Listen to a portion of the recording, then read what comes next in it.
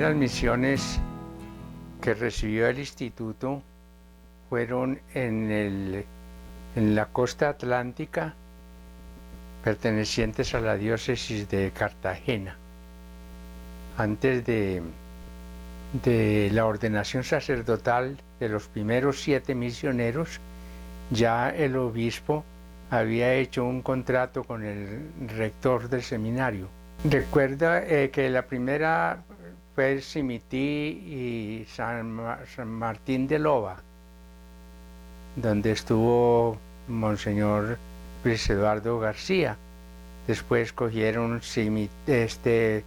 el Banco, la Sabana Larga y esos otros Simití, por ahí, en esas regiones, sobre todo de la región de las riberas del Magdalena también, fueron las primeras misiones. En el año 1938, Monseñor, el padre Gallego, organizó a los sacerdotes que se habían ordenado y les dijo que la Santa Sede y el obispo de Cartagena les había pedido de que fueran a trabajar en las regiones del río Magdalena, principalmente en la región izquierda bajando, y que se podían ubicar en Simití, que era la parroquia asistente desde el tiempo de la colonia. Y además de eso, que de allí se ellos podían asumir responsabilidad a muchos pueblos que eran vecinos. Por ahí unos 20 pueblos vecinos que no tenían capilla, pero que habían conglomerados humanos y que se decían ser católicos, pero sin una vivencia católica. Esa misión, ese territorio, esas comunidades de la costa, era precisamente la vocación del Instituto de Misiones.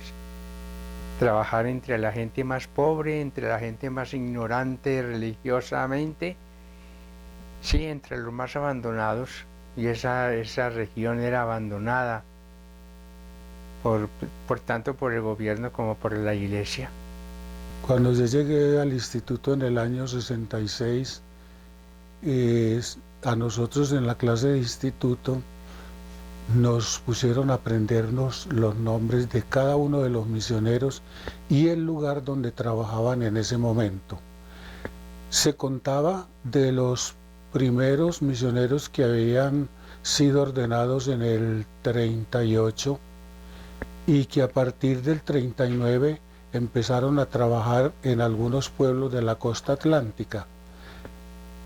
Fue de una gran alegría para aquellos primeros misioneros empezar a ejercer su ministerio como misioneros y sobre todo en la época, llevando a cabo los sueños del fundador, que vivía preocupado por el abandono en que vivían aquellos pueblos de esas regiones de la arquidiócesis de Cartagena.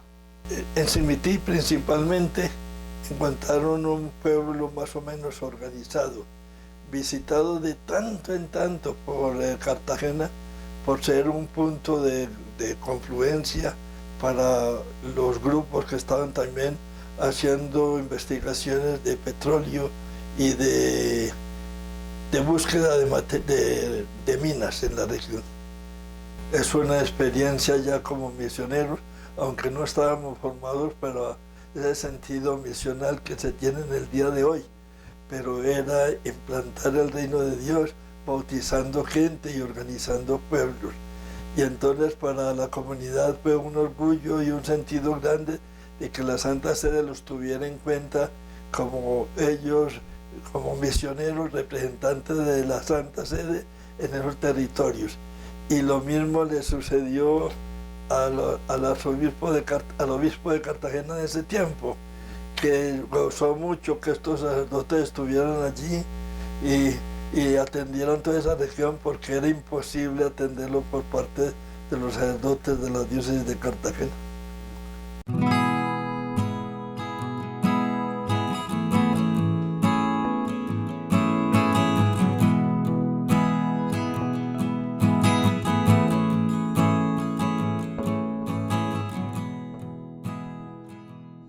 Monseñor Luis Eduardo García fue uno de los 7 primeros sacerdotes ordenados en el Instituto de Misiones Extranjeras de Yarumal.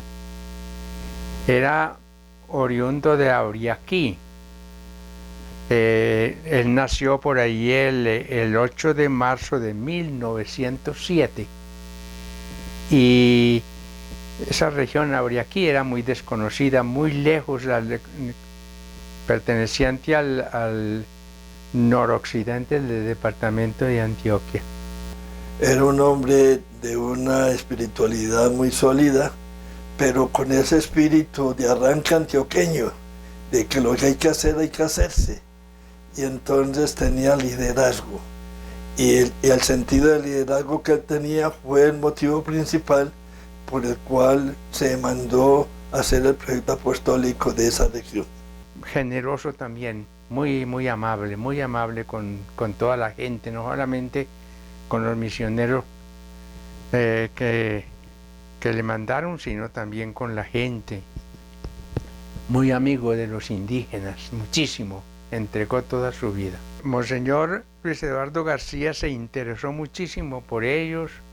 Hubo muchos misioneros entregados, entre ellos también el padre Willes, que entregó toda su vida. Fueron muchos los misioneros que estuvieron allí. Bregaron a hacer mucho. Por ejemplo, Monseñor Luis Eduardo García, para la catequización de ellos, se llevó desde Auriaquí, desde su pueblo natal, familias trabajadoras y familias ejemplares en vida cristiana. De modo que había 2 trabajos allí especiales. Primero, levantar la tierra, trabajar la tierra para el cultivo, para la siembra, para el ganado, para hacer cultivos de caña, en fin, todo eso. Y en segundo lugar, familias ejemplares que con su ejemplo pudieran darle algo a estas familias, a estos nuevos, a estas familias indígenas. La misión de la Bateca fue un fracaso. Yo digo, en parte sí, fue un fracaso. No supimos llegar al corazón del indígena. Es un indígena mustio, es un indígena resentido, es un indígena que nos odia con toda el alma, y es un indígena que quiere vivir en su montaña independiente de todos los demás. No estábamos preparados. Nosotros necesitamos una preparación un poquito lingüística al menos. En el día de hoy decimos eso, lingüística y antropológica y también religiosa. Porque es que nosotros llegamos a una misión y creemos que hay que celebrar la misa ya. Y que si no celebramos la misa nos lleva el diablo. Sí, estamos condenados. Y que tenemos que rezar el rosario, el breviario. Y que si no rezamos el breviario, pues no somos sacerdotes. No estamos preparados para vivir una experiencia de esa que es de testimonio de vida, que es de cercanía, de sentirlos que cerca, de amarlos y de luchar para que ellos también nos amen, pero en una cercanía. Y el otro lenguaje, la lengua es un estorbo para de entrar a la comunidad. Para quien no entra a la lengua, no es capaz de entrar a la comunidad.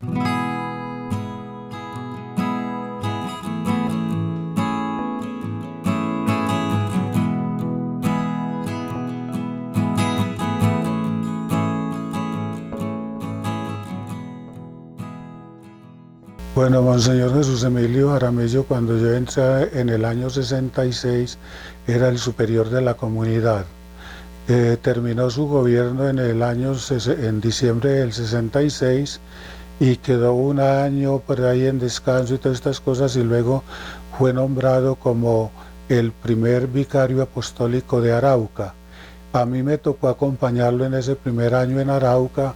Salíamos a las calles a él relacionarse con la gente de los barriecitos.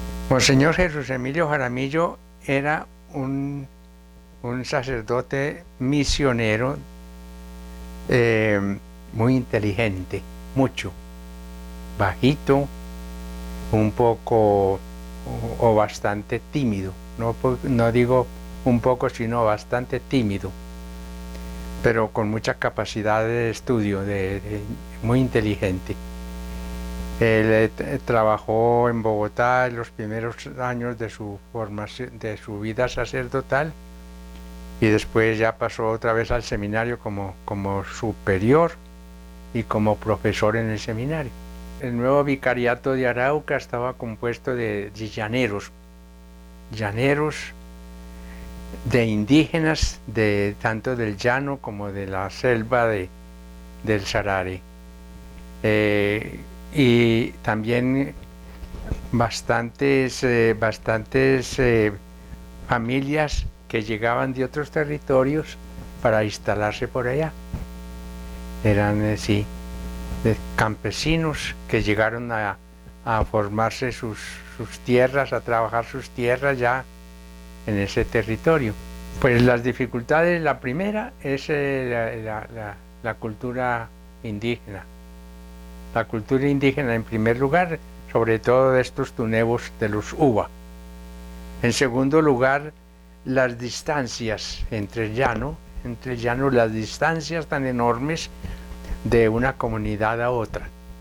Entonces tiene que comunicarse o trasladarse por medio del río o por medio de transporte a caballo, etcétera, porque habían pocas comunicaciones en ese tiempo de transporte terrestre, muy pocas. Entonces esas eran las dificultades primeras con ellos. Y la lengua, lo que hizo Monseñor Luis Eduardo García y luego siguió Monseñor Jaramillo fue la educación.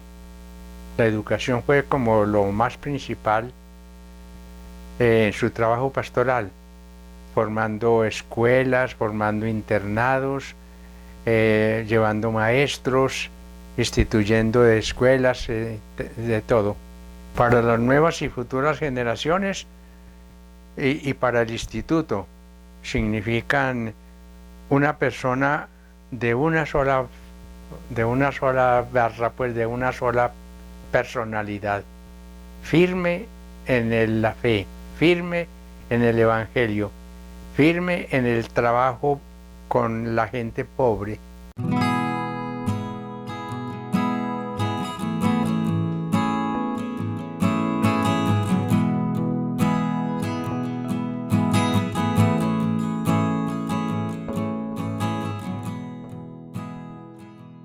Fue un gran logro para la comunidad el que la Santa Sede hubiera confiado a los misioneros de Yarumal aquel territorio tan extenso, el cual lo atendían los padres montfortianos holandeses. El instituto ya tomó como en forma su trabajo pastoral, su misión como instituto, trabajar entre los más pobres, entre los más necesitados, entre las tierras más apartadas. Entonces es ya una confianza de la propagación de la fe para entregarnos el segundo territorio propio para el instituto. El primero fue el Sarare, la Bateca, y el segundo fue Paupés. Son más de 30 las etnias que viven actualmente en gran territorio, porque cuando recibimos ese territorio era el Gran Baupés, que ahora está dividido en Guainía, en Guaviare y en el Baupés. Nosotros encontramos algo ya hecho, importante, aunque fue en un pedacito más de tierra, en comparación con todo el vicariato, con toda la prefectura apostólica, en un puntico en donde estaban los padres montfortianos. Los padres montfortianos entraron allá como en en el 1912 al Baupés y se establecieron en el Papurí. Ese es el pedacito que digo yo, el pedacito de tierra, Papurí. Allí se establecieron, formaron unas comunidades extraordinarias de cristianismo, muy bonitas, con una fe muy acendrada, con una religiosidad pues muy firme. Y de allí se fue irradiando poco a poco. Cuando recibimos ese territorio, lo recibió Monseñor Gerardo Valencia. Ya empezó Monseñor a mirar cómo iba a ser su trabajo pastoral, con pocos misioneros y a ver, con una región tan extensa, a ver qué podía hacer. Pedía misioneros, pero entonces él también se ideó otra manera de hacer que llegaran allí personas, sobre todo personas conocedoras de la religión, profesores, especialmente mujeres que tuvieran algún conocimiento de educación, de salud, para ser enfermeros, para ser profesores, para ser, para catequizar. Entonces hablemos de Monseñor Valencia. ¿Quién fue Monseñor Valencia? Monseñor Valencia fue una persona del mismo territorio de Monseñor Jesús Emilio Jaramillo, de allá de Santo Domingo, antioqueño, Santo Domingo. Él era bastante rígido, bastante fuerte. Yo lo conocí cuando estaba de superior en el instituto y él mandaba las cosas así, rectamente. Por ejemplo, a mí me dijo, hombre calle, te vas para el Baupés, así, en un corredor. No me llamó para a ver qué decía, no, hombre calle, vení, te nombré para el Baupés. Monseñor, ¿y cuándo me voy? Lo más pronto que puedas, hacer tus vueltas y te vas. Así era. Bueno, era bastante rígido. A él lo nombraron, él estuvo 3 añitos allá en el Baupés nomás. Hizo mucha cosa. En esos 3 años hizo mucha cosa. Un hombre inteligente, músico, poeta también, y muy creativo, muy creativo. Como le digo, se puso a pensar qué iba a hacer y se fue para Bogotá y para otras ciudades, entre otras Pereira, a conseguir personas, sobre todo mujeres ya de universidad, que fueran a acompañarle a la misión, para que fueran catequistas o para que fueran profesoras o para que fueran enfermeras. Era muy difícil. Lo único que se conocía del territorio del Baupés era la región del Papurí, parte, no toda, que era conocida por los monfortianos. Y el río y todas las riberas del río Baupés hasta Miraflores y Calamar, porque ahí se habían ubicado los caucheros para buscar el lácteos y para buscar el caucho para venderlo en Brasil. Antes del Concilio Vaticano, pues uno vivía metido en un tubo, haciendo todo estructurado. Todo era estructurado, bien estructurado. Y si salía uno del tubito, ya lo regañaban a uno y ahí sí era más grave. Vino el Concilio Vaticano y empezó a mostrarnos de que la iglesia no es estática, sino dinámica. Nos dijo que la iglesia la hacíamos, eran nosotros, que no era una institución de casas y de construcciones y de lo que era infraestructura, sino el pueblo santo de Dios.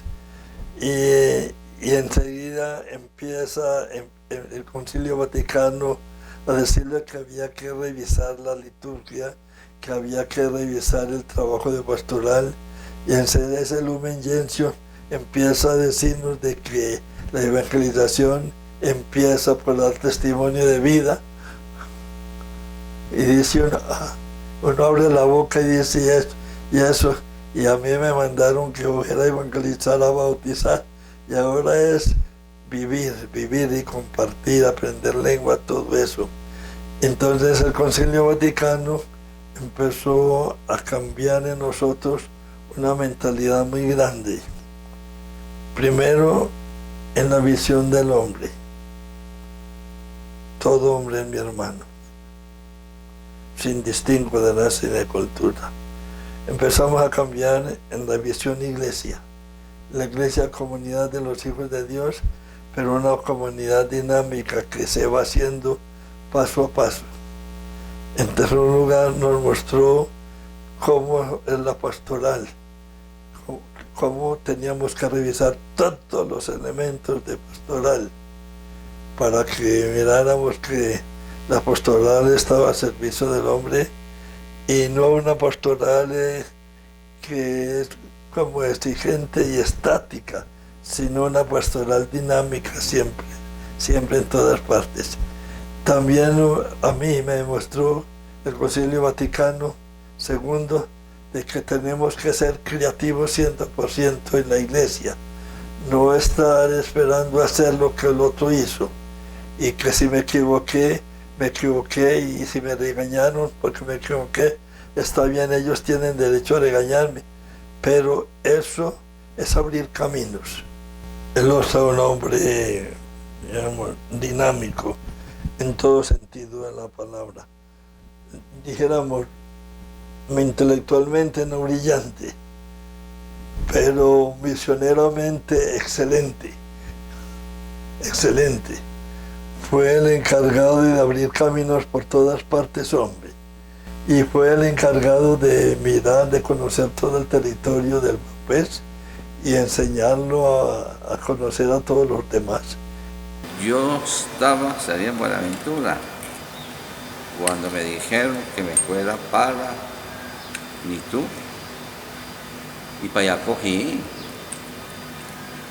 Me tocó 6 años de párroco en Mitú y me amañé muchísimo. La gente muy querida la gente. Y eran normales, estuve 3 años. En la parroquia se hacían bautismos, confirmaciones, primeras comuniones, matrimonios, pero muy pocos matrimonios.